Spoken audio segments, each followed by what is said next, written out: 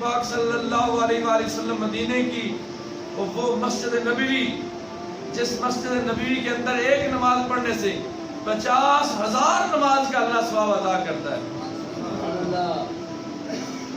اس نماز، اس مسجد میں جمعے کا خطبہ دینے کے لیے آپ صلی اللہ علیہ وآلہ وسلم خرامہ کا شانہ نبوت سے نکلے اور مسجد نبی میں آئے اور منبر شریف کی پہلی سیڑھی پر قدم رکھا تو آپ نے فرمایا آمین۔ جب دوسری سیڑھی پر قدم رکھا تو فرمایا آمین۔ جب تیسری سیڑھی پر قدم رکھا تو فرمایا آمین۔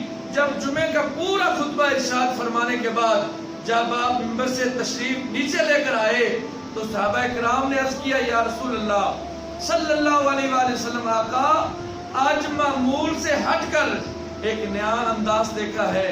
فرمایا کیا؟ عرض کیا یا رسول اللہ جب آپ نے پہلا قدم مبارک سیڑھی کے پہلے دھاگے پر رکھا، پہلے ڈنڈے پر رکھا، سیڑھی پہلی پر قدم رکھا تو آپ نے فرمایا آمین۔ جب دوسری سیڑھی پر آپ نے اپنا قدم رحمت رکھا تو آپ نے فرمایا آمین۔ جب تیسری سیڑھی پر قدم رحمت رکھا تو آپ نے فرمایا آمین۔ یا رسول اللہ اس کے اندر کیا راز ہے؟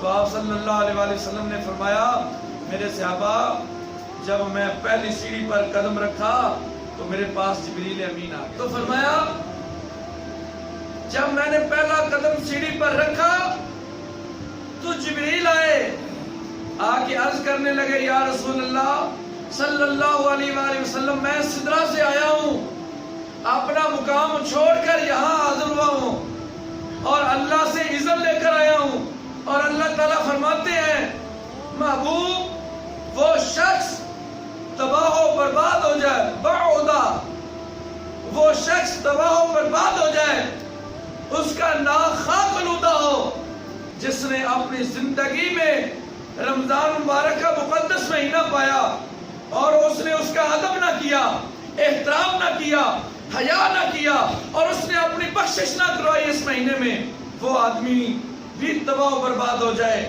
تو نبی پاک صلی اللہ علیہ وسلم نے فرمایا میں اس بات پر میں نے آمین کہا۔ عرض کر رہا تھا رسول اللہ صلی اللہ علیہ وسلم نے فرمایا جب میں نے دوسری سیڑھی پر قدم رکھا تو جبریل نے پھر دعا کی یا رسول اللہ وہ شخص بھی تباہ و برباد ہو جائے جس کے سامنے آپ کا نام نامی اسم گرامی لیا گیا ہو اور اس نے آپ کا نام سنا تو ہو لیکن آپ پر درود نہ پڑا ہو، سلام نہ پڑا ہو، آقا جس نے آپ کے نام کی تعظیم نہ کی وہ شخص بھی تباہ و برباد ہو جائے۔ تو نبی پاک صلی اللہ علیہ وسلم نے فرمایا میں انہیں اس بات پر بھی آمین کہا۔ جب میں نے تیسری سیڑھی پر قدم رکھا تو جبریل نے عرض کیا یا رسول اللہ وہ شخص بھی تباہ و برباد ہو جائے۔ کون؟ یہ بات بھی سننے والی ہے جس شخص نے اپنی زندگی میں ماں باپ کو بڑھاپے کی حالت میں پایا یا ان دونوں میں سے ایک کو پایا اور اس شخص نے ان کی خدمت کر کے ان کو راضی نہ کیا، جنت حاصل نہ کی، وہ شخص بھی تباہ و برباد ہو جائے۔ تو آپ صلی اللہ علیہ وسلم نے فرمایا میں نے اس بات پر بھی آمین کہا۔ باتیں تین ہیں، تینوں ہی اہم ہیں۔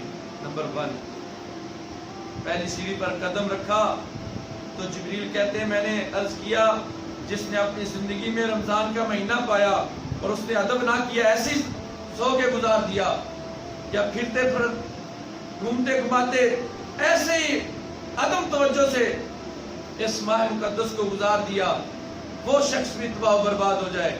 جس کے سامنے آپ کا نام لیا جائے اس نے ادب نہ کیا ہو، وہ شخص بھی تباہ و برباد ہو جائے۔ جس کے سامنے ماں باپ ہوں یا ان میں سے ایک ہو بڑھاپے کی حالت میں ہو، اس نے اپنے ماں باپ کی خدمت نہ کی اور جنت حاصل نہ کی، وہ شخص بھی تباہ و برباد ہو جائے۔ میرے دوستو تینوں چیزیں ہمارے لیے اہم ہیں، ماہ مقدس بھی ہمارے پاس ہے، نبی کا نام بھی ہمارے پاس ہے، ماں باپ بھی ہمارے پاس ہے۔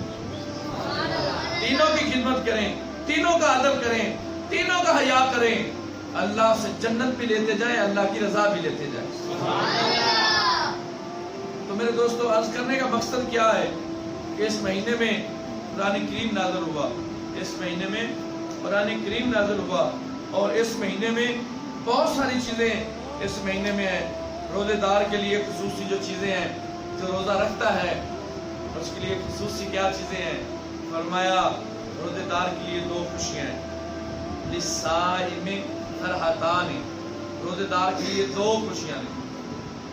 2 خوشیاں, 2 عیدیں ہیں, 2 خوشیاں ہیں. نمبر 1, پہلی خوشی کون سی ہے؟ فرمایا فرحۃ عند فطرہ و فرحۃ عند لقائہ ربہ متفق. نبی پاک صلی اللہ علیہ وسلم نے فرمایا روزے دار کے لیے پہلی خوشی یہ ہے. کون سی؟ وہ پہلی خوشی یہ ہے کہ جب وہ روزہ افطار کرتا ہے. یہ تو جس نے روزہ رکھا ہے نا, وہ جب افطار کرے گا اس وقت اس کی خوشی کا عالم کیا ہے. دوسرا یہ فطر تو نکلا ہے, جیسے عید الفطر, یعنی کہ اس دن روزے دار کو خوشیاں. دوسرا روزہ افطار کرتے ہوئے خوشیاں. یہ خوشی جو اس وقت ہوتی ہے جو روزہ افطار کر رہا ہوتا ہے, وہ خوشی وہی محسوس کر سکتا ہے. جس نے روزہ نہیں رکھا اس کو اس خوشی کا کوئی اندازہ نہیں ہو سکتا. دوسرے نمبر پہ فرمایا جب وہ اپنے رب کا دیدار کرے گا. پتہ چلا کہ روزے دار کے لیے رب کا دیدار بھی رکھا ہوا ہے. حضرت سیدنا موسیٰ علیہ السلام کوہ طور پر ہر روز باتیں کرتے ہیں, اللہ سے ہم کلام ہوتے ہیں. تو دل میں خیال آیا جو جس کا کلام اتنا خوبصورت ہے, جس کے کلام میں اتنی تاثیر ہے, جس کی آواز میں اتنا مزہ سوز و گداز ہے, اس کے دیدار میں کتنا مزہ ہوگا. دل میں خیال آیا کیوں نہ ہو کہ رب سے دیدار رب کا مانگے. رب ارنی, یا اللہ میں نے تجھے دیکھنا ہے, میں نے آپ کا دیدار کرنا ہے. تو اللہ پاک نے فرمایا لن ترانی, موسیٰ تو مجھے ہرگز نہیں دیکھ سکتا, تو مجھے نہیں دیکھ سکتا. یا اللہ پھر کون ہے جو تجھے دیکھے گا؟ میں ایک میرا محبوب ہوگا, آمنہ کا لال ہوگا, غریبوں کا غمخوار ہوگا, بے مثل بے مثال ہوگا, لجپال ہوگا, در یتیم ہوگا, میرا کریم ہوگا. سیدنا محمد مصطفیٰ صلی اللہ علیہ وسلم ہوں گے جن کو میں معراج کی رات لا مقام پر بلا کر اپنے سارے حجاب ہٹا کے, اپنے محبوب کو سامنے بٹھا کے, اپنے پردے ہٹا کے میں اس کو دیکھتا رہوں گا, وہ مجھے دیکھتا رہے گا. ایک وہ ذات ہوگی, دوسری اس کی پیاری امت ہوگی, وہ مجھے دیکھے گی. یا اللہ وہ کیسے دیکھے گی, وہ کیسے دیکھے گی؟ ہاں وہ روزہ رکھے گی, کھانا بھی میرے لیے چھوڑے گی, پانی بھی میرے لیے چھوڑے گی, نیند بھی میرے لیے چھوڑے گی. صبح سحری کریں گے, رات کو افطاری کریں گے, پھر عشاء کے بعد وہ تراویح پڑھیں گے, قیام کریں گے, قرآن سماعت کریں گے, سارا دن روزے میں ہوں گے. جب وہ روزہ افطار کریں گے, اے موسیٰ تیرے اور میرے درمیان